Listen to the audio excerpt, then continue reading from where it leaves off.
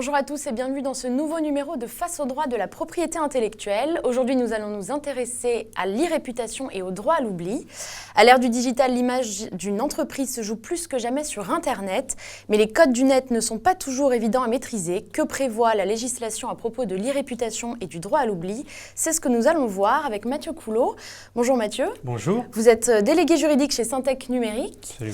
Et avec maître Jean-Sébastien Mariez. Bonjour maître Mariez. Alors vous êtes avocat du cabinet De Gaulle Fleurance et Associés. C'est bien ça. Alors la première question qu'on se pose, c'est qu'est-ce que l'e-réputation? L'e-réputation. Alors l'e-réputation, comme vous avez rappelé d'abord, il faut bien noter que c'est une préoccupation de plus en plus importante des entreprises, surtout celles qui investissent dans leur image, dans le marketing. C'est plus très nouveau, mais c'est lié directement à l'émergence du Web 2.0. Il y a deux éléments principaux, c'est-à-dire d'un côté la multiplication des plateformes, les forums, les sites d'annonces, les sites d'avis, les sites de commentaires, les sites de comparatifs, les réseaux sociaux.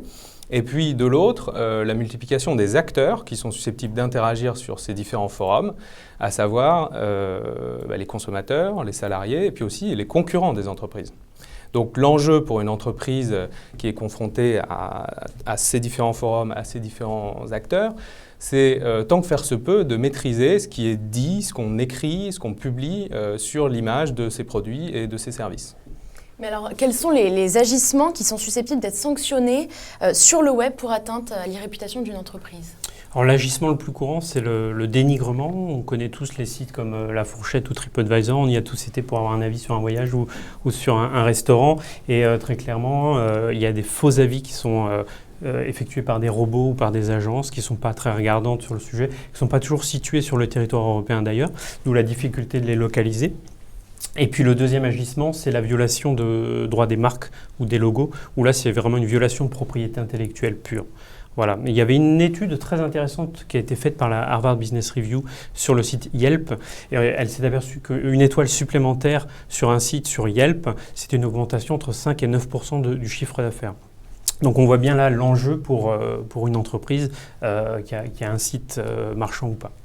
Et comment est-ce qu'on fait cesser finalement ces agissements litigieux et comment constituer des preuves suffisantes, une preuve suffisante? Alors ça peut dépendre du contenu et puis de là où il se trouve évidemment. Mais le premier réflexe dans tous les cas, déjà c'est de s'aménager la preuve du contenu litigieux. Donc pour faire ça, en principe, on fait appel à un huissier de justice qui va réaliser un constat qui va permettre de servir de preuve en réalité du contenu litigieux, que ce soit un problème lié au droit de propriété intellectuelle, comme Mathieu le suggérait, ou un problème de dénigrement d'un produit ou d'un service. Donc ça, c'est vraiment la première chose. Ensuite, il faut se poser la question de son objectif et en effet, faire cesser l'atteinte, faire cesser le trouble, faire cesser ce préjudice qui est lié en fait au contenu litigieux, c'est évidemment la priorité en général. Bon. Alors pour ça, on a plusieurs outils. Le premier outil, c'est de se tourner vers la plateforme en question et de lui notifier le contenu, de le mettre en demeure en quelque sorte, de retirer ce contenu. Et ça, c'est un outil qui peut bien fonctionner pour certains contenus, mais qui reste insuffisant pour d'autres. Tous les contenus qui ne vont pas être manifestement illicites, la plateforme en question peut ne pas penser être en mesure de juger de son caractère illicite ou pas. Et dans ces cas-là, on va devoir se tourner vers le juge qui, lui, va donner une injonction qui va ordonner justement à la plateforme de retenir le contenu. Et puis, ce qu'on peut solliciter également, parce que d'autres objectifs peuvent être d'éviter la réitération ou encore d'obtenir une réparation. Donc, ce qu'on peut solliciter aussi, c'est l'identification des personnes qui sont à la manœuvre, qui, derrière, le cas échéant, manipulent les avis et les commentaires. Ça encore, un juge peut ordonner de communiquer justement les informations qui vont permettre ensuite d'agir pour obtenir une réparation, pour éviter que ça se répète dans le futur. Que se passe-t-il si on ne fait pas constater le contenu par un huissier? Alors, assez simplement, si on n'a pas le constat d'huissier, on prête le flanc à une contestation plus forte de l'autre côté. Alors, de l'autre côté, évidemment, si on arrive à identifier les personnes à l'origine du problème, mais une contestation aussi plus forte du côté de l'hébergeur, de la plateforme, à qui on va demander de retirer le contenu que nous, on va considérer problématique ou litigieux. Alors justement, quel est le rôle de l'hébergeur? Est-ce qu'on peut forcer un hébergeur à retirer un contenu? Alors oui, en fait le régime des hébergeurs, c'est la LCEN, c'est la loi pour la confiance dans l'économie numérique qui le détermine. Un hébergeur, c'est en fait une entreprise qui va mettre à disposition du public un service en ligne de communication ou de stockage. Et ces hébergeurs, lorsqu'ils ont connaissance d'un fait illicite, ils ont pour obligation d'agir promptement pour retirer le contenu illicite sur le site, le dénigrement en question ou l'atteinte au droit. Ça, c'est un régime qui est vraiment issu de la loi pour la confiance dans l'économie numérique. J'insiste sur ce point parce que le cadre juridique est vraiment en place sur ce sujet. Comment faire une demande de désindexation et comment fonctionne le droit à l'oubli finalement? Alors d'abord, la désindexation. La désindexation, oui, ça peut être un outil supplémentaire. Comme on l'a dit, on peut se tourner vers l'hébergeur, vers la personne à l'origine, et puis pourquoi pas vers un moteur de recherche, puisque c'est lui, le moteur de recherche qu'on vise à travers la désindexation. Là encore, en réalité, c'est les mêmes outils. On va utiliser soit un courrier, une notification, une mise en demeure, soit, le cas échéant, on va solliciter le juge pour qu'il rende une ordonnance. Bon. Ce qu'il faut comprendre, c'est que là encore, on a des voies procédurales accélérées qui font qu'on va obtenir une ordonnance justement en quelques jours, en une semaine, et on ne va pas avoir besoin d'attendre des mois ou des années. Ce n'est pas du tout ce genre de choses. Et la deuxième chose qu'il faut bien saisir aussi, c'est que quand on demande la désindexation, on n'obtient pas la disparition du contenu litigieux. Ce qu'on va obtenir, en fait, c'est que le moteur de recherche rende inaccessible le contenu en question. Donc concrètement, ça veut dire que là où avant la désindexation, un utilisateur qui tapait les mots-clés restaurant plus je ne sais quoi, arriver sur une certaine page avec une certaine liste de résultats, après désindexation, certains de ces résultats n'apparaîtront plus. Qui va juger finalement de la pertinence des liens et des données et comment est-ce que ça va être pris en compte, jugé par qui, comment ça va fonctionner?